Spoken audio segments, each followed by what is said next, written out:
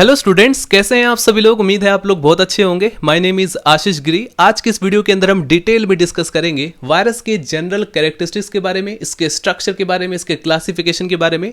साथ में हम डिस्कस करेंगे वायरस के लिविंग और नॉन लिविंग कैरेक्टर के बारे में। ठीक है, क्योंकि स्टूडेंट वायरस जो होता है ये लिविंग और नॉन लिविंग कैरेक्टर के बीच एक कनेक्टिव लिंक माना जाता है। काफ़ी सारे ऐसे वायरोलॉजिस्ट हैं जो मानते हैं कि वायरस एक लिविंग ऑर्गेनिज्म है, उनके पास काफ़ी सारे ऐसे एविडेंसेस हैं।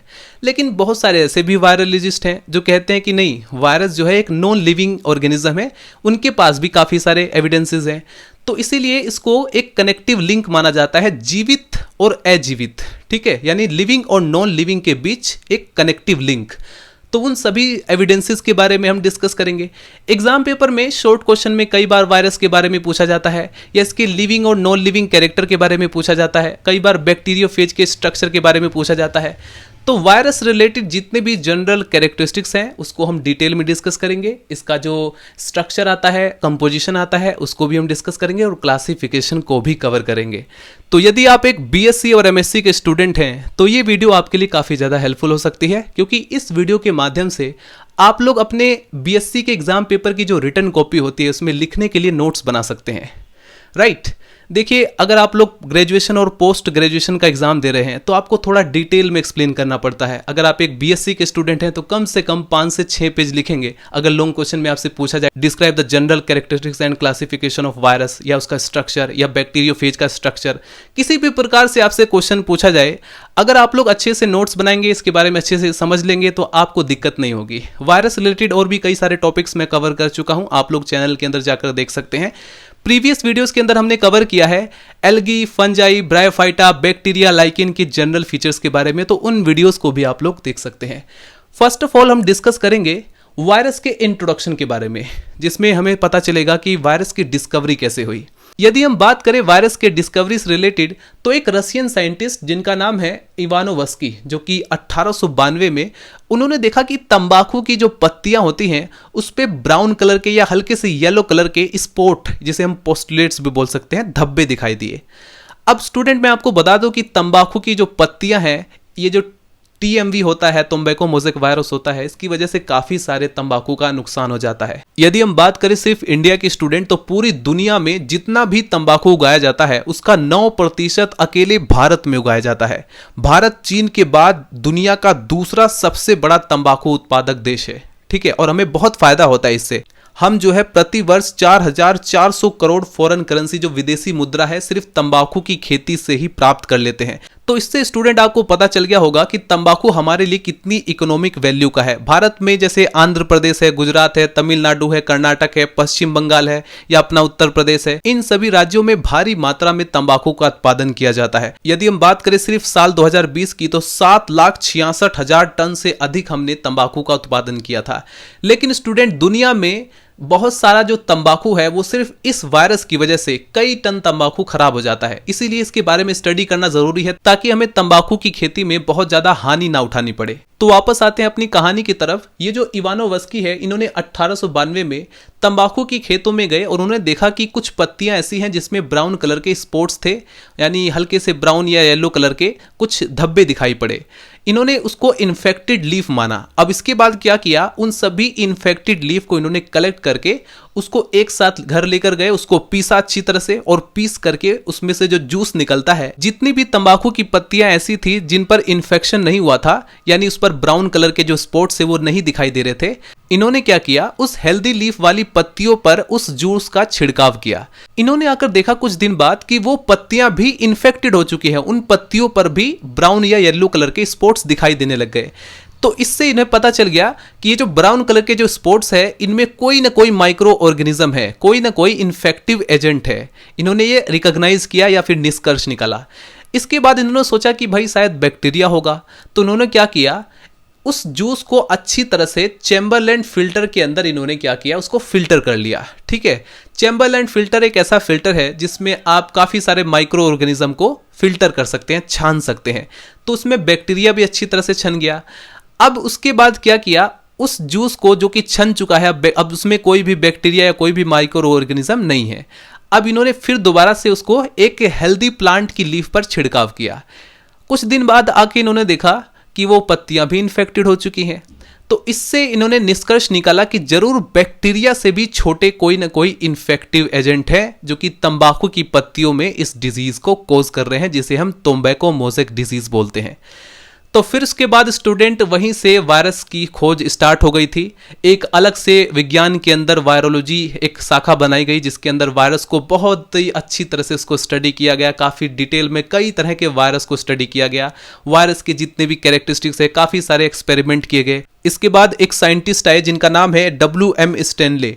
इन्होंने वायरस की डिस्कवरी यानी 1892 के बाद इन्होंने टोबैको मोज़ेक वायरस को 1935 में क्रिस्टलाइज किया, यानी कि क्रिस्टल के फॉर्म में रखा। जैसे आप किसी छोटी सी शीशी के अंदर रेत को रख देते हैं, ठीक इसी प्रकार से क्रिस्टल के फॉर्म में इन्होंने भी उसको आइसोलेट किया। अब स्टूडेंट इन्होंने देखा कि अगर हम उस क्रिस्टल को दोबारा से किसी होस्ट प्लांट पर यानी उन तंबाकू की पत्तियों पर फिर से छिड़काव कर दें तो वो पत्तियां फिर दोबारा से इन्फेक्टिव हो जाती हैं। इवन 6 महीने बाद भी अगर आप ऐसा करते हैं तो भी इन्होंने देखा कि वो पत्तियां इन्फेक्टेड हो जाती हैं। तो इससे पता चला स्टूडेंट कि जो वायरस हैं जब ये किसी पर्टिकुलर होस्ट के संपर्क में आते हैं तभी ये मल्टीप्लिकेशन करते हैं। तो इन्हीं सब डिस्कवरी के बाद स्टूडेंट काफी सारे वायरोलॉजिस्ट ने कंसीडर किया कि जो वायरस है ये बहुत ज्यादा प्रिमिटिव लिविंग मैटर होते हैं। चलिए स्टूडेंट नोट डाउन करेंगे सबसे पहले इसके इंट्रोडक्शन के बारे में और लिखेंगे वायरस एक लैटिन वर्ड जिसका मतलब होता है वीनम यानी पॉइजनस फ्लूइड, एक जहरीला तरल, are simplest form of life. ये जो वायरस होते हैं ये जीवन का एक बहुत ही साधारण रूप है, लाइफ का एक simplest form. They are not cells. ये जो वायरस होते हैं ये कोशिकाएं नहीं होती हैं, ठीक है, ये सेल्स नहीं है, but their study has provided a great deal of information about cells. यानी इनकी स्टडी करने के बाद हमें सेल्स के बारे में काफी ज्यादा इंफॉर्मेशन मिलती है। Study of viruses is a branch of biology called virology. विज्ञान की वो शाखा जिसके अंदर वायरस की स्टडी की जाती है उसे वायरोलॉजी कहा जाता है। They are smaller than bacteria. ये बैक्टीरिया से बहुत छोटे होते हैं, अभी हम साइज की बात करेंगे इनके। And have a much more simplified organization. इनका जो ऑर्गेनाइजेशन है या कंपोजिशन है बहुत ही सिंप्लीफाइड है। न्यूक्लियो प्रोटीन के कण होते हैं, पार्टिकल होते हैं, न्यूक्लिक एसिड प्लस प्रोटीन के बने हुए। अगर हम उसके स्ट्रक्चर और ऑर्गेनाइजेशन को या कंपोजिशन को देखेंगे तो वहां पर इसको हम डिटेल में डिस्कस करेंगे। इवानोवस्की 1892 जो कि एक रशियन साइंटिस्ट है, was a first to demonstrate the transmission of tobacco mosaic virus disease from infected to healthy plant.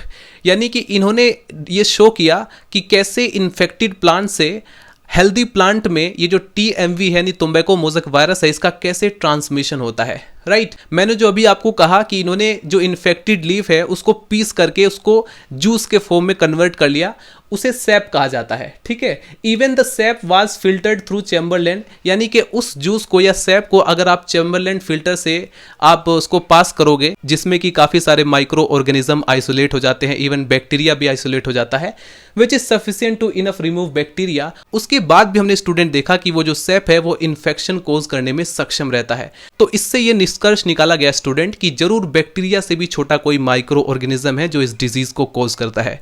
अगर हम बात करें पॉइंट नंबर 1 वायरस के साइज के बारे में, यानी वायरस कितने छोटे या कितने बड़े होते हैं। On the whole virus are much smaller than bacteria. ये बैक्टीरिया से बहुत ज्यादा छोटे होते हैं। Most animal and plant virus, यानी ज्यादातर जो एनिमल और प्लांट वायरस होते हैं, are invisible under the light microscope, यानी प्रकाश सूक्ष्मदर्शी जो लाइट माइक्रोस्कोप होती है उसके अंडर में दिखाई ही नहीं देते, इनविजिबल रहते हैं। Some of the smaller virus are only 200 angstrom in diameter. अगर उनका डायमीटर देखो तो 200 एंगस्ट्रॉम में आता है। तो सिंपली हम कह सकते हैं कि इनका जो साइज होता है स्टूडेंट अंडर माइक्रोस्कोप के मेजरमेंट के अकॉर्डिंग लगभग 20 नैनोमीटर से 400 नैनोमीटर के बीच इनका साइज रहता है। अगर हम बात करें नंबर 2 पॉइंट की, नो इंडिपेंडेंट मेटाबॉलिज्म। वायरस के अंदर जो मेटाबॉलिज्म होता है वो डिपेंड होता है इसके होस्ट सेल पर। राइट, तो लिखेंगे इसके बारे में, viruses can not multiply outside the living cell. अगर आप लोग इसके होस्ट सेल से दूर कर दें तो ये मल्टीप्लाई नहीं कर पाएगा। No virus has been cultivated in a cell free medium. अगर आप लोग वायरस को सेल फ्री मीडियम के बिना ही कल्टीवेट करने की कोशिश करोगे तो ये कल्टीवेट नहीं हो पाएगा। इसको कल्टीवेट करने के लिए इसकी होस्ट सेल की रिक्वायरमेंट होगी। Viruses do not have a independent metabolism, अभी जस्ट मैंने आपको बताया था कि इनका मेटाबॉलिज्म जो है वो डिपेंड रहता है। They are metabolically inactive outside the host cell, यानी ये अपने होस्ट सेल के परे मेटाबॉलिकली इनएक्टिव होते हैं। ऐसा क्यों होता है? Because they do not possess enzyme system and protein synthesis machinery, क्योंकि इनके अंदर जैसे राइबोसोम होता है, प्रोटीन मशीनरी या एंजाइम का सिंथेसिस ये सब अब्सेंट रहता है। Thus virus are obligate intracellular parasite, इसीलिए स्टूडेंट वायरस को ऑब्लिगेट इंट्रासेलुलर पैरासाइट कहा जाता है। इसका मतलब होता है they can not reproduce outside their host cell, ये अपने होस्ट सेल से दूर होकर के रिप्रोड्यूस नहीं कर पाएंगे। नंबर थर्ड पॉइंट में लिखेंगे सिंपल स्ट्रक्चर। अगर आप लोग वायरस की स्ट्रक्चर को देखें तो बहुत ही सिंपलेस्ट स्ट्रक्चर पाई जाती है। लिखेंगे virus have a very simple structure, they consist of nucleic acid core surrounding by a protein. इनका जो न्यूक्लिक एसिड होता है वो प्रोटीन से सराउंडेड रहता है, इसीलिए इन्हें हम कहते हैं न्यूक्लियो प्रोटीन के बने हुए पार्टिकल, कण बोलते हैं इन्हें। ठीक है, वो जो प्रोटीन होता है वो कोट के रूप में न्यूक्लिक एसिड को सराउंड करता है, घेरता है। In this respect they different from typical cells, और इसी वजह से ये टिपिकल सेल से डिफरेंट होते हैं जो कि बनी होती है protein, carbohydrate, lipids, nucleic acids की। ठीक है, इसके बाद पॉइंट नंबर 4 में नोट डाउन करेंगे अब्सेंस ऑफ सेलुलर स्ट्रक्चर। जिस प्रकार से स्टूडेंट एनिमल और सेल्स के अंदर जो साइटोप्लाज्म प्रेजेंट होता है, काफी सारे सेल ऑर्गेनरी प्रेजेंट होते हैं, वायरस के अंदर ऐसा नहीं होता है। Virus do not have a cytoplasm, इसमें साइटोप्लाज्म अब्सेंट रहता है। एंड 10 साइटोप्लाज्मिक ऑर्गेनरी जैसे कि mitochondria, Golgi complex, ribosome, lysosome etcetera, ये सब अब्सेंट रहते हैं। They do not have any limiting cell membrane, virus के अंदर किसी भी प्रकार की कोई सेल मेम्ब्रेन नहीं पाई जाती जो इसको लिमिट कर सके, जैसा कि हम प्लांट सेल के अंदर देखते हैं। लेकिन एक एक्सेप्शन है मिक्सो वायरस। ये जो मिक्सो वायरस होता है इसमें मेम्ब्रेनस एनवलप प्रेजेंट रहते हैं, इसमें प्रोटीन भी प्रेजेंट रहता है, कार्बोहाइड्रेट भी रहता है, लिपिड भी रहता है, इसके अलावा स्टूडेंट प्रोटीन कोट भी रहता है। लेकिन स्टूडेंट ये जो एनवलप होता है ये इसके होस्ट सेल के द्वारा ही प्रोवाइड किया जाता है, तो इसलिए स्टूडेंट आप लोग इसको एक्सेप्शन केस भी नहीं मान सकते। इसके बाद यदि हम बात करें पॉइंट नंबर 5 की, जो कि है न्यूक्लिक एसिड। वायरस के अंदर usually have A only one nucleic acid, generally इनके अंदर एक न्यूक्लिक एसिड प्रेजेंट होता है, चाहे वो डीएनए होता है चाहे वो आरएनए होता है। टिपिकल सेल्स बोथ, यानी जो टिपिकल सेल्स होती हैं जैसे एनिमल सेल्स होती हैं या प्लांट सेल्स होती है, अगर आप लोग इनमें देखें तो डीएनए और आरएनए दोनों प्रेजेंट रहता है। लेकिन एक एक्सेप्शन है student, RSV virus, Rouse sarcoma virus. ये जो वायरस है प्रोड्यूसिंग सर्टेन कैंसर, जो कि कैंसर को प्रोड्यूस करता है, इट इज ओनली वायरस। ये एक ऐसा वायरस है जिसमें कि डीएनए और आरएनए दोनों ही पाए जाते हैं। ठीक है, तो ध्यान रखना जनरली क्या होता है, वायरस के अंदर या तो डीएनए ही पाया जाएगा या आरएनए ही पाया जाएगा। लेकिन ये जो एक्सेप्शन है वो है आरएसवी वायरस, जो कि कैंसर प्रोड्यूस करता है, इसमें दोनों पाए जाते हैं। Point number 6 crystallization, most important है, कई बार एमसीक्यूज में पूछा जाता है कि वायरस को सबसे पहले क्रिस्टल के फॉर्म में किसने पृथक किया था, किसने आइसोलेट किया था या किसने क्रिस्टलाइज किया था। तो स्टूडेंट मैंने आपको बताया कि WM स्टैनली एक साइंटिस्ट है जिन्होंने 43 साल बाद, यानी वायरस की जो डिस्कवरी हुई थी उसके लगभग 43 साल बाद 1935 में TMV वायरस को क्रिस्टलाइज किया था। राइट, तो क्रिस्टलाइजेशन एक तरीके से स्टूडेंट इसके नॉन लिविंग कैरेक्टर के अंदर आता है। आखिर किसी जीवित वस्तु को कैसे आप क्रिस्टलाइज कर सकते हो, तो लिखेंगे student many of the smaller viruses can be crystallise, काफी सारे ऐसे छोटे छोटे जो वायरस होते हैं उनको क्रिस्टलाइज किया जा सकता है। एंड दस बिहेव लाइक केमिकल्स, वो जो है केमिकल्स की तरह बिहेव करते हैं। कई सालों तक आप उसे प्रयोगशाला के अंदर किसी भी परख नली के अंदर या किसी डब्बी के अंदर बंद करके रख सकते हैं, लेकिन जैसे ही आप किसी होस्ट सेल के संपर्क में लाएंगे वो फिर दोबारा से एक्टिव होकर के मल्टीप्लिकेशन स्टार्ट कर देंगे। ठीक है, आगे नोट डाउन करेंगे नो ग्रोथ एंड डिवीजन। ये जो वायरस होते हैं इसमें किसी भी प्रकार का ग्रोथ नहीं देखने को मिलता है। ठीक है, virus do not have a power of growth and division. The genetic material virus reproduce only in a host cell. इनका जो जेनेटिक मटेरियल होता है ये कहाँ पर मल्टीप्लिकेट करता है या रिप्रोड्यूस करता है, सिर्फ होस्ट सेल के संपर्क में आने पर। ठीक है, आगे बढ़ते हैं। डिपेंडिंग अपॉन द सिमेट्री, यानी वायरस की सिमेट्री के बेस पर दे आर 3 टाइप्स, ये 3 प्रकार के होते हैं। पहला है क्यूबिकल, दूसरा है हेलिकल, तीसरा है कॉम्प्लेक्स। ठीक है, इसके बाद पॉइंट नंबर 9 नोट डाउन करेंगे, they can grow and multiply intercellularly as a obligate parasite. Obligate parasite का मतलब समझते हैं, ये सिर्फ लिविंग होस्ट पर ही ग्रो कर सकते हैं, ठीक है, ये डिपेंडेंट रहते हैं पूरी तरह से, और remain inert outside the host cell, यानी अगर होस्ट सेल मौजूद नहीं होगा तो ये इनर्ट रहते हैं, यानी कि अक्रिय रहते हैं, क्रियाशील नहीं होते। पॉइंट नंबर 10 नोट डाउन करेंगे, द न्यूक्लिक एसिड में बी सिंगल और डबल स्ट्रैंडेड। हमने अभी आपको बताया था स्टूडेंट कि वायरस के अंदर न्यूक्लिक एसिड रहता है और प्रोटीन रहता है, जिसकी वजह से हम कह सकते हैं कि वायरस जो है वो न्यूक्लियो प्रोटीन का बना हुआ पार्टिकल होता है। तो इनमें जो न्यूक्लिक एसिड होता है वो सिंगल स्ट्रैंडेड भी हो सकता है, डबल स्ट्रैंडेड भी हो सकता है, और उसके बेस पर भी क्लासिफिकेशन दिया गया है। फटाफट नोट डाउन करेंगे स्टूडेंट। वायरस के जनरल कैरेक्टरिस्टिक्स के अंदर स्टूडेंट नोट डाउन करेंगे point number 11, The virus consists of two parts, the centrally placed nucleic acid covered by protein coat। Virus के दो पार्ट होते हैं, एक पार्ट सेंटर में प्रेजेंट होता है जिसे हम न्यूक्लिक एसिड बोलते हैं, और न्यूक्लिक एसिड को कवर्ड करता है प्रोटीन कोट जिसे हम कैप्सिड या कैप्स्यूमियर्स बोलते हैं। टोबैको-मोज़ेक वायरस की स्ट्रक्चर को मैं डिस्कस कर चुका हूं, चैनल के अंदर आपको मिल जाएगा वीडियो, उसमें आप लोग ध्यान से देखेंगे तो सेंटर में उसमें न्यूक्लियस होता है, उसके चारों तरफ उसको घेरे हुए प्रोटीन कोट होता है, ठीक है।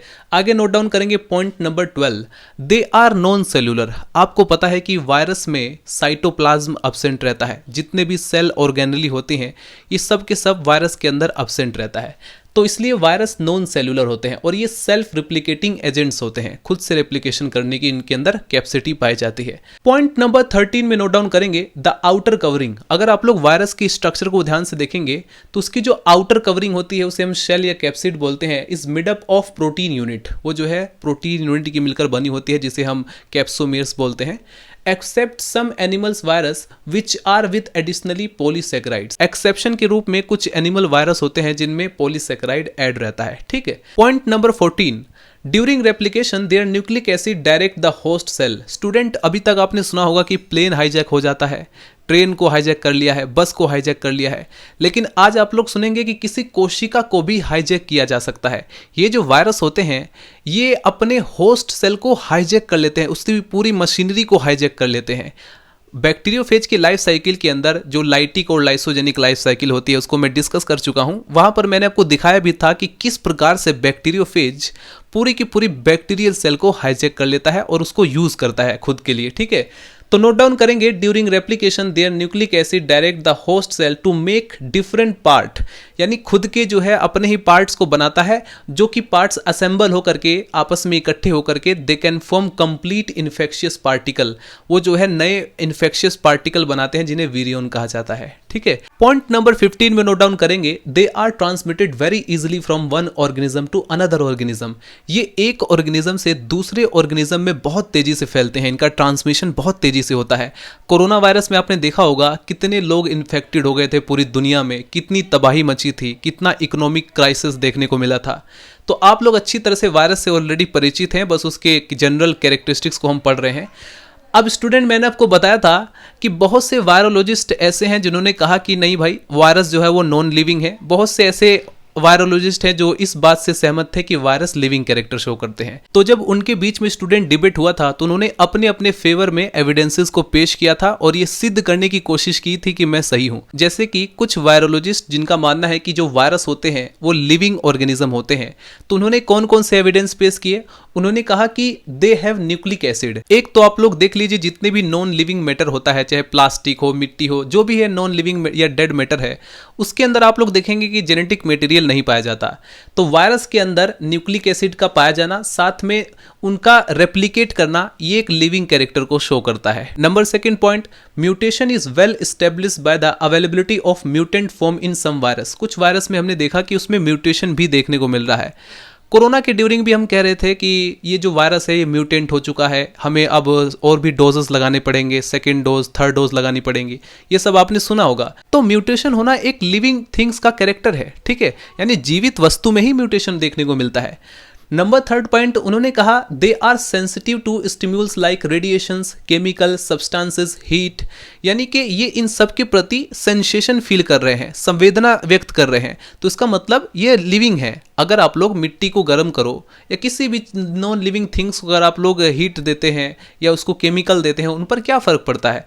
लेकिन ये जो वायरस होते हैं, अगर इन पर रेडिएशन का इफेक्ट पड़ता है, केमिकल का इफेक्ट पड़ता है, जो हीट होती है उनका भी इफेक्ट पड़ता है, इसका मतलब ये लिविंग कैरेक्टर को शो कर रहा है। ठीक है, सेंसिटिविटी एक लिविंग कैरेक्टर है। उसके बाद पॉइंट नंबर 4 में उन्होंने कहा they can multiply in living cells. ये जो है होस्ट की लिविंग सेल में मल्टीप्लाई कर सकते हैं। अब आप खुद बताइए कि कौन सा ऐसा नॉन लिविंग मैटर है जो कि मल्टीप्लाई कर सकता है। तो वायरस के अंदर मल्टीप्लिकेशन की क्षमता है, ये इस बात का सबूत है कि ये लिविंग थिंग्स होती हैं।